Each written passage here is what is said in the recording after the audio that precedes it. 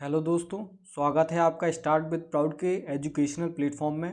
आज हम हाल ही में आए टाइफून गोनी या रोली के बारे में जानेंगे कि इसने किस देश में सबसे ज़्यादा तबाही मचाई। और हम ये भी जानेंगे कि ये जो टाइफून होता है ये बनता कैसे है, और इसके साथ साथ ये भी देखेंगे कि जो साइक्लोन, टाइफून और हरिकेन में अंतर क्या होता है। तो चलिए आज की डिस्कशन को हम चालू करते हैं। तो सबसे पहले हम ये देख लेते हैं कि जो ये टाइफून गोनी था तो ये सैटेलाइट से दिख कैसा रहा था हमको, और इसने किस प्रकार से जो फिलीपींस देश है उसमें कैसे तबाही मचाई। तो ये कुछ ऐसे नजर आ रहा था जब ये फिलीपींस से टकराया। ये फिलीपींस देश है यहाँ पे, जो कि बहुत सारे आइलैंड से मिलकर बना हुआ देश है। इसका एक बहुत खूबसूरत ग्राफिक्स आगे भी है, उसको देखते हैं। तो इस पिक्चर में दिखा रहा है कि प्रशांत महासागर में टाइफून गोनी है वो कैसे पहले फिलीपींस से टकराया और फिर फिलीपींस से टकराने के बाद आगे बढ़ा, साउथ चाइना सी को पार करते हुए ये वियतनाम देश से टकराया। लेकिन इसकी इंटेंसिटी की बात करें तो ये फिलीपींस देश से टकराए तो इसकी इंटेंसिटी बहुत ज़्यादा थी, जिससे इस देश में बहुत ज़्यादा तबाही मचाई। लेकिन जब ये साउथ चाइना सी होते हुए वियतनाम देश पहुंचा तो इसकी इंटेंसिटी बहुत कम हो गई है, जिससे इस क्षेत्र में बहुत कम तबाही मचाने की संभावना है। क्योंकि अभी इसकी जो लोकेशन है आज 3 नवंबर तक, तो ये अभी साउथ चाइना सी में लोकेटेड है, जैसा कि हमारे जो फ्रंट पेज है उसमें शो कर रहा है, वो आज की लोकेशन है। तो चलिए आगे बढ़ते हैं। तो चलिए सबसे पहले हम टाइफून गोनी पे और ज़्यादा चर्चा करें उससे पहले हम ये जान लें कि साइक्लोन, एंटी साइक्लोन होते क्या हैं। तो साइक्लोन क्या होता है? साइक्लोन एक लो प्रेशर का क्षेत्र होता है, ठीक है, जिसमें जो हवाएं होती हैं चारों दिशाओं से आती हैं और इस पॉइंट लो प्रेशर की बेल्ट में आके मिलती हैं, ठीक है, जिससे साइक्लोन का निर्माण होता है। वहीं एंटी साइक्लोन की बात करें तो एंटी साइक्लोन क्या होता है? एक हाई प्रेशर का केंद्र होता है इसमें बीच में, और इस हाई प्रेशर के क्षेत्र से चारों दिशाओं में हवाएं बाहर की तरफ निकलती हैं, ठीक है। तो एक प्रकार से ये जो साइक्लोन है या चक्रवात है तो उसका बिल्कुल विपरीत हो जाता है। तो देखिए वही यहाँ पे लिखा हुआ है कि जो साइक्लोन होता है या चक्रवात होता है तो उसके केंद्र में लो प्रेशर होता है, वहीं एंटी साइक्लोन के केंद्र में हाई प्रेशर होता है। अगर हम बात करेंगे इनके घूर्णन की या रोटेशन की, अगर चक्रवात को हम देखें, ये अर्थ है, ठीक है, ये इक्वेटर है 0 डिग्री। अगर हम इस क्षेत्र की बात करें, यदि कोई साइक्लोन नॉर्दर्न हेमिस्फीयर में बनता है या उत्तरी गोलार्ध में बनता है तो जो इसकी घूर्णन की दिशा होती है तो वो घड़ी की सुई की विपरीत होती है या एंटी क्लॉकवाइज होती है, ठीक है, मतलब ऐसी कुछ होगी, ठीक है। ये चक्रवात की या साइक्लोन की दिशा है नॉर्दर्न हेमिस्फीयर में, जो कि एंटी क्लॉकवाइज है। वहीं बात करें हम एंटी साइक्लोन की या प्रति चक्रवात की, तो ये नॉर्दर्न हेमिस्फीयर में क्या हाई प्रेशर का एक केंद्र होगा, ठीक है, और इसकी जो दिशा होगी वो क्लॉकवाइज होगी, मतलब घड़ी की सुई की दिशा में यहाँ पे हवाएं सेंटर से बाहर की तरफ निकलेंगी, ठीक है। तो ये बात होगी नॉर्दर्न हेमिस्फीयर में। और अगर हम सदर्न हेमिस्फीयर की बात करें तो जस्ट पोजीशन अपोजिट हो जाती है साइक्लोन और एंटी साइक्लोन की, जैसा कि यहाँ पे भी दिखाया गया है कि सदर्न हेमिस्फीयर में जो साइक्लोन होता है तो उसकी गति क्या हो जाती है? क्लॉकवाइज हो जाती है, और एंटी साइक्लोन की एंटी क्लॉकवाइज हो जाती है, ठीक है। तो ये याद रखना, किसी न किसी एग्जाम में ये पूछा जा सकता है और अभी भी कई एग्जामों में पूछा भी गया है। तो ये याद रखना कि जो साइक्लोन होता है तो इसकी उत्तरी गोलार्ध में जो दिशा होती है घूमने की वो होती है एंटी क्लॉकवाइज, वहीं दक्षिणी गोलार्ध में क्लॉकवाइज होती है। और वहीं बात करें एंटी साइक्लोन की तो उत्तरी गोलार्ध में या नॉर्दर्न हेमिस्फीयर में क्लॉकवाइज, वहीं सदर्न हेमिस्फीयर या दक्षिण गोलार्ध में एंटी क्लॉकवाइज होती है, ठीक है। तो ये हो गया साइक्लोन और एंटी साइक्लोन। अब देखते हैं कि चक्रवात, चक्रवात कितने प्रकार का होता है। तो चक्रवात 2 प्रकार का होता है, एक होता है उष्णकटिबंधीय चक्रवात, इसी को हम ट्रॉपिकल साइक्लोन बोलते हैं, ठीक है। दूसरा होता है शीतोष्ण चक्रवात या मध्य अक्षांश चक्रवात, इसी को हम क्या बोल देते हैं? टेम्परेट साइक्लोन या middle latitude cyclone, okay. Typhoon गोनी है वो एक ट्रॉपिकल साइक्लोन है या उष्णकटिबंधीय चक्रवात है, इसलिए आज हम जो उष्णकटिबंधीय चक्रवात है इस पे फोकस रहेंगे, ठीक है। और आने वाले समय में चक्रवात, प्रतिचक्रवात, उष्णकटिबंधीय चक्रवात या ट्रॉपिकल साइक्लोन और टेम्परेट साइक्लोन पर जल्द ही ज्योग्राफी के लेक्चर चालू करने जा रहा हूँ, जिसमें मैं इस टॉपिक पे विस्तार से आपको समझाऊंगा। तो वहाँ पे आपको जानकारी और ज़्यादा दूंगा। अगर मैं इस वीडियो में अगर आपको जानकारी देता हूँ तो ये वीडियो बहुत लंबा हो जाएगा, ठीक है। इसलिए इस वीडियो में मैं यहीं तक समझा रहा हूँ। तो हम देखते हैं कि जो ट्रॉपिकल साइक्लोन या उष्णकटिबंधीय चक्रवात होते हैं तो ये हमारे पृथ्वी पे बनते कहाँ पे हैं। तो हम देखेंगे कि जो ये वाला क्षेत्र दिख रहा है आपको, ये वाला, और ये नॉर्दर्न हेमिस्फीयर का हिस्सा है, ये सदर्न हेमिस्फीयर का हिस्सा है, क्योंकि बीच में ये इक्वेटर है। ठीक है। तो जो tropic of cancer, tropic of cancer मतलब कर्क रेखा, और ट्रॉपिक ऑफ कैप्रिकॉर्न या मकर रेखा के जो बीच वाला ये क्षेत्र है, तो यहाँ पे कौन से साइक्लोन बनते हैं, यहाँ पे ट्रॉपिकल साइक्लोन या उष्णकटिबंधीय चक्रवात बनते हैं। लेकिन जो ये इक्वेटर वाला क्षेत्र है, मतलब 0 डिग्री वाला क्षेत्र है, तो इसके आसपास कोई भी ट्रॉपिकल साइक्लोन नहीं बनता है। क्यों? क्योंकि यहाँ पे जो कोरियोलिस फोर्स होता है वो क्या होता है, उसकी वैल्यू शून्य होती है, जिससे यहाँ पे कोई भी ट्रॉपिकल साइक्लोन नहीं बनता है। ठीक है। और दूसरा जो साइक्लोन है टेम्परेट साइक्लोन या शीतोष्ण चक्रवात, तो ये इस वाले हिस्से में बनता है, मतलब ये मध्य अक्षांश वाला क्षेत्र है, यहाँ पे ये बनता है। ठीक है। तो इसके बनने का क्षेत्र ये वाला है।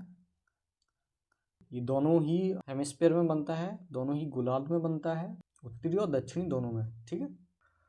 अब अगर हम बात करें कि ये जो टेम्परेट साइक्लोन है तो ये बनता कैसे है, ये वाताग्र या फ्रंट के मिलने से बनता है। जब एक गर्म और ठंडा फ्रंट आपस में मिलते हैं, ये मान लेते हैं ये गर्म है और ये ठंडा, ठीक है, तो जब ये बनते हैं तो एक बीच में क्या हो जाता है, एक फ्रंट बन जाता है, दीवार बन जाती है। ठीक है।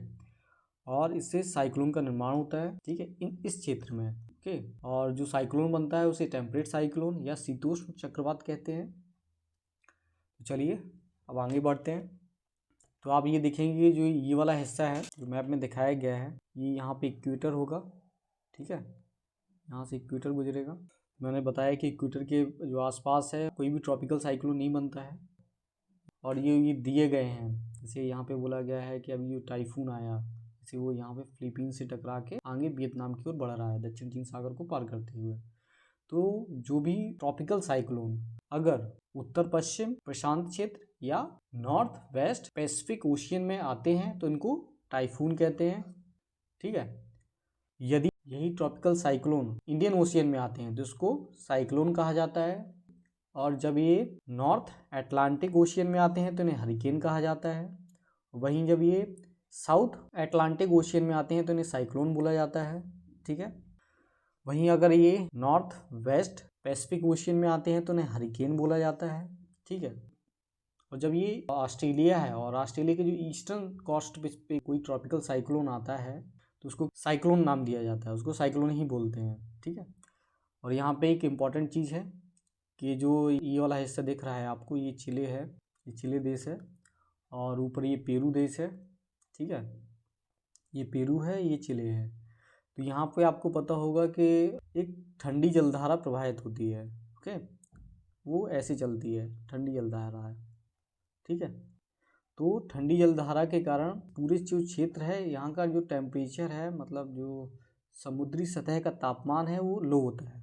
टेम्परेचर है जब वो लो होता है तो यहाँ पे ट्रॉपिकल साइक्लोन के बनने की जो आदर्श स्थिति है वो नहीं बन पाती है, जिससे इस पूरे क्षेत्र में कोई भी ट्रॉपिकल साइक्लोन नहीं बनता है। ठीक है। तो चलिए आपने ये जाना कि जो भी ये हरिकेन है या साइक्लोन है या टाइफून है, ये सारे के सारे ट्रॉपिकल साइक्लोन हैं। बस इनके क्षेत्र अलग अलग क्षेत्र में आने के कारण इनके नाम अलग अलग हो जाते हैं, और इनके बनने की जो परिस्थितियां हैं वो एक जैसी होती हैं। और वो परिस्थितियां क्या हैं वो आगे यहाँ की स्लाइड में हम देखने वाले हैं। तो चलिए आगे बढ़ते हैं। इस स्लाइड में दिखाया गया है जो ट्रॉपिकल साइक्लोन होते हैं तो वो दिखते कैसे हैं। अगर हम देखिए सैटेलाइट से देखें तो कुछ ऐसे दिखेंगे, हमें नज़र आएंगे। ठीक है। जो बीच में ये गैप होता है, ऐसे जो ट्रॉपिकल साइक्लोन है उसकी आई बोला जाता है। ठीक है, या आँख बोला जाता है। और जो इससे सटा हुआ जो क्षेत्र है दिखता है, ठीक है, इसे बोला जाता है आई बॉल। ठीक है। और अगर अब इसको हम अगर काट दें इस इमेज को, और अगर हम इसके नीचे से देखें इसको ज़मीन की सतह से या इसकी हाइट पे, तो ये हमें कुछ ऐसे नज़र आएगा। ठीक है।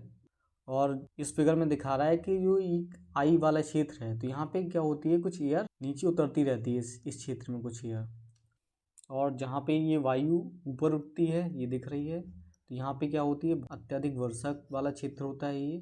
ठीक है। दोनों ही तरफ, और जहाँ पे ये वायु नीचे उतर रही है, ठीक है, तो यहाँ पे कोई भी वर्षा नहीं होती है, क्योंकि ये वर्षा के लिए जो फेवरेबल कंडीशन होती है उसके अनुसार सही नहीं है। वर्षा के लिए चाहिए कि हवाओं को ऊपर उठना की चाहिए, ठीक है, लेकिन यहाँ पे नीचे उठ रही है, इसलिए यहाँ पे वर्षा नहीं होती है इस क्षेत्र में। और बाकी का विस्तार हम जब ज्योग्राफी के लेक्चर चालू करेंगे और उसमें जब साइक्लोन टॉपिक को हम पढ़ाएंगे तो विस्तार से देखेंगे कि बनते कैसे हैं, किस क्षेत्र में वर्षा ज़्यादा होती है, जो अंतर है वो, जैसे मैंने अभी तो यहाँ शॉर्ट में बता दिया आपको, लेकिन वहाँ पे हम विस्तार से चर्चा करेंगे जब ज्योग्राफी के लेक्चर को चालू करेंगे। और इस इमेज में दिखाया जा रहा है कि जो सुपर साइक्लोन होते हैं तो उनको कब सुपर साइक्लोन बोला जाता है। तो जो हमारा इंडियन मेट्रोलॉजिकल डिपार्टमेंट है, जो कि मिनिस्ट्री ऑफ अर्थ साइंस के अंतर्गत आता है, तो इसने एक क्लासिफिकेशन किया गया है। जो चक्रवात की वायु की गति होती है उसके आधार पर इसने क्लासिफिकेशन किया हुआ है। यदि साइक्लोन के वायु की गति 221 किलोमीटर प्रति घंटे से ज़्यादा है तो वो सुपर साइक्लोन होंगे, ठीक है। बाकी को आप नीचे देख सकते हैं। तो चलिए आगे बढ़ते हैं। आइए अब टाइफून गोनी के बारे में कुछ और जानकारी लेते हैं। तो ये आपको मैंने पहले बताया कि जो टाइफून गोनी है वो फिलीपींस देश से 1 नवंबर को टकराया हाल ही में, और इस सुपर टाइफून की जो गति थी वो 215 से 295 किलोमीटर प्रति घंटे के बीच थी, और इसी स्पीड के कारण इसको क्या सुपर टाइफून बोला गया। क्योंकि आप देख सकते हैं इस वाली फिगर में कि अगर किसी टाइफून की गति 200 किलोमीटर प्रति घंटे से ज़्यादा होती है तो उसे सुपर टाइफून बोला जाता है, और इस टाइफून को इस कैटेगरी में रखा गया। और नीचे हरिकेन, टाइफून और चक्रवात में अंतर के बारे में हम पहले ही जान चुके हैं। जैसा कि मैंने आपको बताया कि तीनों ही उष्णकटिबंधीय चक्रवात हैं, बस इनके जो नाम हैं वो इनके अलग अलग क्षेत्र में जन्म लेने के कारण अलग अलग होते हैं, और जो इनके बनने की कंडीशन है वो एक जैसी है। वो आगे की स्लाइड में देखते हैं अपन कैसे बनते हैं ये। तो अगर आप चाहें तो इसे पढ़ सकते हैं।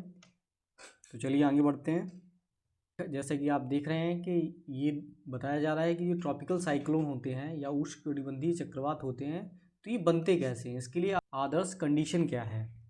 तो सबसे पहले जो ये ट्रॉपिकल साइक्लोन है उसके लिए समुद्री सतह होनी चाहिए, वो भी विस्तृत होनी चाहिए, मतलब एक बड़ी समुद्री सतह होना चाहिए। और जो समुद्री पानी है उसका जो तापमान है वो मिनिमम कितना 27 डिग्री सेल्सियस होना चाहिए, ठीक है। तो पहले क्या, एक विस्तृत समुद्री सतह होना चाहिए, और इस समुद्री जो सतह का तापमान है वो मिनिमम 27 डिग्री सेल्सियस होना चाहिए, ठीक है। दूसरी कंडीशन है कोरियोलिस फोर्स है, इसकी उपस्थिति होनी चाहिए। और जैसे कि मैंने बताया कि जो कोरियोलिस फोर्स है वो इक्वेटर पे काम नहीं करता है, इसलिए कोई भी ट्रॉपिकल साइक्लोन इक्वेटर के पास जन्म नहीं लेता है। कोरियोलिस फोर्स के ही कारण जो वायु की दिशा है वो, अगर हम बात करें, अगर ये इक्वेटर है 0 डिग्री, ठीक है, तो जो नॉर्दर्न हेमिस्फीयर या उत्तरी गोलार्ध में अगर वायु सीधी गति कर रही है तो ये राइट साइड में मुड़ जाएगी कोरियोलिस फोर्स के कारण। और यदि यही वायु सदर्न हेमिस्फीयर में है तो ये यहाँ पे लेफ्ट हैंड काम करेगा, मतलब इस डायरेक्शन में मुड़ जाएगी ये, ओके। तो ये वायु को घुमाने का काम करता है, जिससे साइक्लोन का रोटेशन होता है और साइक्लोन बनते हैं। और तीसरी कंडीशन है वायु का ऊर्ध्वाधर प्रवाह, मतलब या तो वायु ऐसे ऊपर जानी चाहिए या नीचे आनी चाहिए, ठीक है।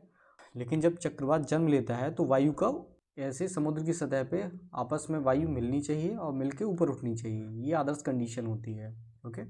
जैसे मैंने बताया कि जब वायु कब मिलेगी, जब यहाँ पे लो प्रेशर होगा, तो वही पॉइंट लिखा है अगला कि लो प्रेशर का क्षेत्र होना चाहिए, तभी आके वायु मिलेगी आपस में।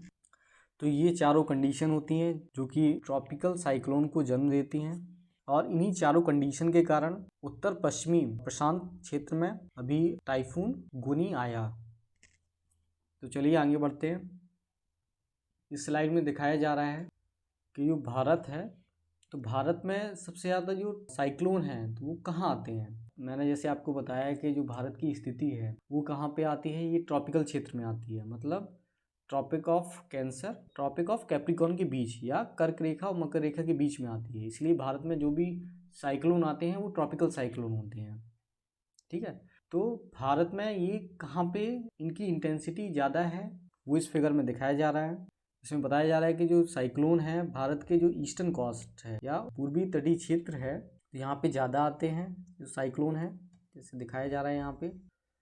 वहीं अगर हम बात करें पश्चिमी तट की, तो यहाँ पे सिर्फ गुजरात और यहाँ पे थोड़ा बहुत अगर महाराष्ट्र का क्षेत्र ले लिया जाए तो यहाँ पे कुछ साइक्लोन आते हैं जिनकी इंटेंसिटी या संख्या ज़्यादा होती है। और बाकी जो ये क्षेत्र है महाराष्ट्र का और कर्नाटका का ये वाला क्षेत्र और केरला का और तमिलनाडु का ये वाला क्षेत्र, तो यहाँ पे जो साइक्लोन है वो कम आते हैं। वहीं अगर हम बात करें सुनामी की, तो ये पूर्वी वाला तट सुनामी के लिए ज़्यादा सुविध है। यहाँ पे सुनामी ज़्यादा आती है। जैसे कि आपको पता होगा कि 2004 में जब सुनामी आई थी तो इस वाले क्षेत्र में बहुत ज़्यादा तबाही मचाई हुई थी।